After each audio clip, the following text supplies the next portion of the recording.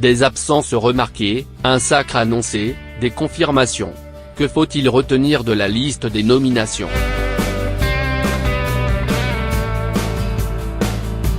La liste dénommée des 34e victoires de la musique, annoncée le mercredi 9 janvier, est le reflet plutôt fidèle du marché du disque, beaucoup de jeunes, beaucoup de musique urbaine.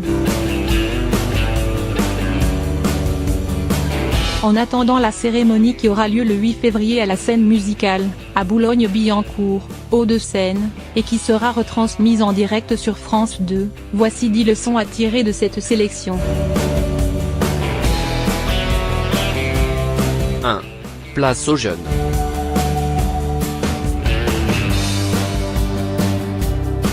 Vent de dégagisme dans la course aux victoires. Mis à part Étienne Dao, 62 ans, Alain Chamfort, 69 ans, Miossec, 54 ans, et Vanessa Paradis, 46 ans. Les vétérans sont éjectés par la génération des Big Flo et Oli, 25 et 22 ans, Eddie De Pretto, 25 ans, Angèle, 23 ans, Clara Laouchani, 26 ans, Luan, 22 ans, Aya Nakamura, 23 ans. Ses talents dans la fleur de l'âge donnent un sacré coup de vieux aux Patrick Bruel, Zazie, Julien Clerc, Arthur H, Pascal Obispo, Dominica, Gaëtan Roussel, François Hardy. Florent Pagny, Marc Lavoine et consorts qui n'ont pas réussi à franchir la dernière étape du processus des nominations, les absences d'Indochine et de Mylène Farmer sont, elles, le choix d'artistes qui boudent la cérémonie. L'émergence de ces genoux est le signe notamment de la vitalité de la production française, 85% des 200 meilleures ventes.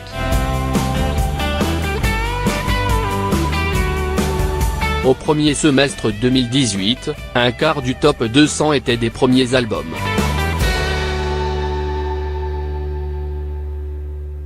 Le bilan de l'année 2018 n'a pas encore été communiqué. 2. L'absence de gros vendeurs. En tête du classement des ventes d'albums en 2018, Johnny Hallyday plus de 1,5 million d'exemplaires pour Mon pays c'est l'amour, et Maître Gims plus de 600 000 pour Ceinture noire, n'apparaissent pas dans la liste des nommés. 3 autres gros pourvoyeurs de CD ne sont pas non plus sur les tablettes, Dadju, Gentleman 2.0, Kenji Girac, Amigo, et Soprano, Phoenix. Par contre, Orelsan, La fête est finie, Eddie De Pretto, Cure, et Damso, Lithopédion, sont bien là. 3. Mais un disparu bien présent, Alain Bachung. Nomination posthume pour l'artiste le plus primé de l'histoire des victoires, 11, qui avait fait sa dernière apparition publique lors de la cérémonie de 2009. Le disque en amont est nommé dans la catégorie album de chansons. En 1986, Daniel Balavoine avait remporté après son décès la victoire de la musique du meilleur album de l'année pour Sauver l'amour. 4 points. L'insolente santé des musiques urbaines.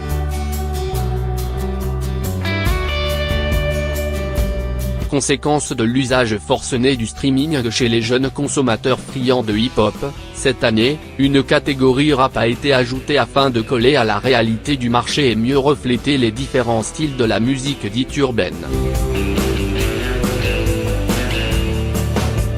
Les 2 artistes qui récoltent le plus de nominations cette année appartiennent d'ailleurs à ce registre, Eddie De Pretto et Orelsan, avec 3 mentions chacun.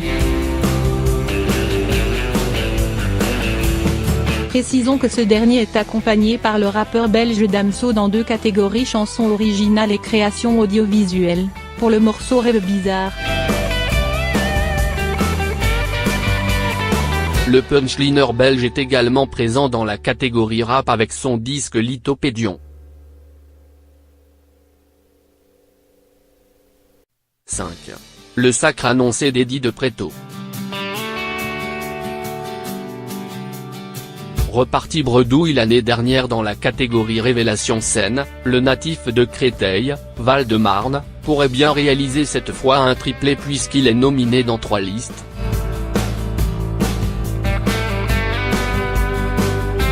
Artiste masculin, album de musique urbaine et concert.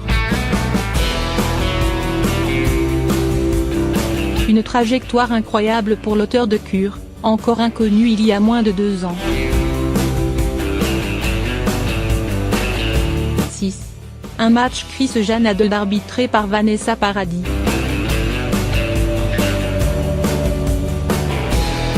Aucune artiste féminine ne se détache au nombre des nominations. Christine and the Queens, Jeanne Adel, Aya Nakamura et Angèle en comptent 2 chacune. Pour la catégorie reine, place à un duel entre la grande gagnante de l'édition 2015, Chris, et l'irradiante Jeanne Adel.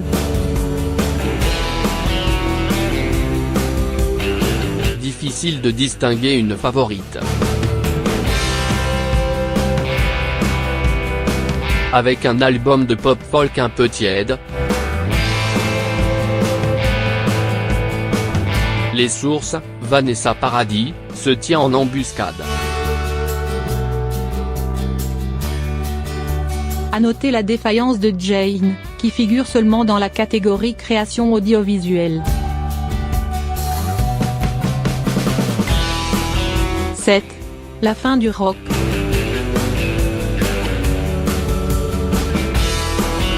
Les organisateurs ne se sont pas résolus à supprimer la catégorie d'un genre plutôt moribond, la vie étant une question de cycle, les guitares reviendront.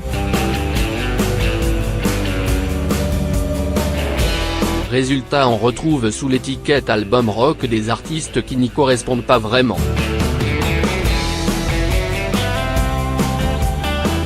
Les rescapés de Miossec auraient sans doute eu plus sa place en album de chansons et Radiat, de Jeanne Adel, du côté de l'électro.